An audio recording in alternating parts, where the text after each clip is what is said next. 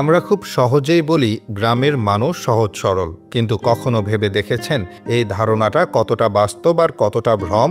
আসলে যারা কথায় কথায় গ্রামের মানুষ সহজ সরল বলেন, তারা হয়তো কখনো গ্রামে ছিলেনই না। পরনে লুঙ্গি, মুখে আলাভোলা হাসি, হাতে কোদাল, এই বাহ্যিক সরলতাকেই আমরা সহজ সরলতা বলে ভুল করি। গ্রামীণ জীবনের ভেতরে জটিলতা, হিংসা আর কূটনীতির রেশটা না দেখলে আপনি বুঝবেনই না আসল চেহারাটা কতটা ভিন্ন। গ্রামে বসবাস মানে যে শান্ত, নির্মল, সৌহার্দ্যপূর্ণ জীবন, এটা এখন কেবল গল্পের বইয়ে মানায়। বাস্তবেই একই গ্রামের মানুষই জমি নিয়ে যে কুটচাল চালাতে পারে, তাতে শহরের উকিলরাও হার মানবে। 1 ইঞ্চি জমি নিয়েও গ্রামে এমন লড়াই হয় যেন সেখানে জমিটা নয়, সম্মানটাই দখলের বিষয়। ভাই ভাইয়ের বিপক্ষে, চাচা ভাগ্নের বিপক্ষে, প্রতিবেশী প্রতিবেশীর বিপক্ষে, এ যেন গ্রামীণ জীবনের নিত্যচিত্র। কোর্ট কাচারির ফাইল খুললেই দেখা যাবে অজস্র মামলা, যেখানে জমি নিয়ে রক্ত পর্যন্ত ঝরেছে।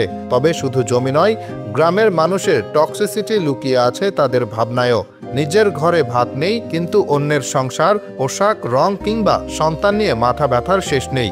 কে বিদেশে গেল, কার মেয়ের বিয়ে হয়নি, কার ছেলে কত কামায়, এসব নিয়ে অকারণে আলোচনা তাদের জীবনের অবিচ্ছেদ্য অংশ।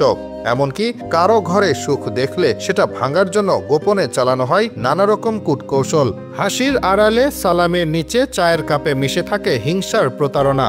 একসময় শহরের মেয়েদের নিয়ে ছিল সব অভিযোগ, অভদ্র, আধুনিক, বেহায়া। কিন্তু সময় বদলেছে। এখন গ্রামের তথাকথিত নির্মল মেয়েরাই স্মার্টফোন হাতে হয়ে উঠেছে নতুন প্রজন্মের নেট ডিভা। এক একজনের আইডি গুণে শেষ করা যাবে না। সম্পর্কের ইতিহাসও যেন কোনো ধারাবাহিক নাটকের মতো।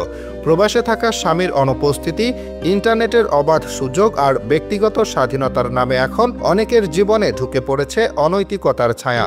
যাদের আমরা একসময় সরল ভাবতাম, তারাই হয়ে উঠেছে গল্পের নতুন ক্যারেক্টার। আরেকটা দিক হলো গ্রামের ঝগড়া।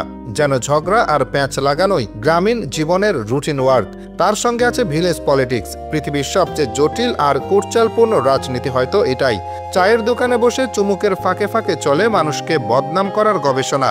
এই সমাজে উচ্চশিক্ষা বা নৈতিকতার মূল্য তেমন নেই, বরং যার হাতে দামি ফোন বা নতুন বাইক আছে তাকে মানুষ হিসেবে গণ্য করা হয়। সুযোগ পেলেই অন্যের ভালোতে বিষ ঢেলে দেয়, অন্যের আনন্দে কাঁটা বিছিয়ে রাখে। এই মন মানসিকতায় এখন যেন গ্রামীণ জীবনের নিত্যসঙ্গী।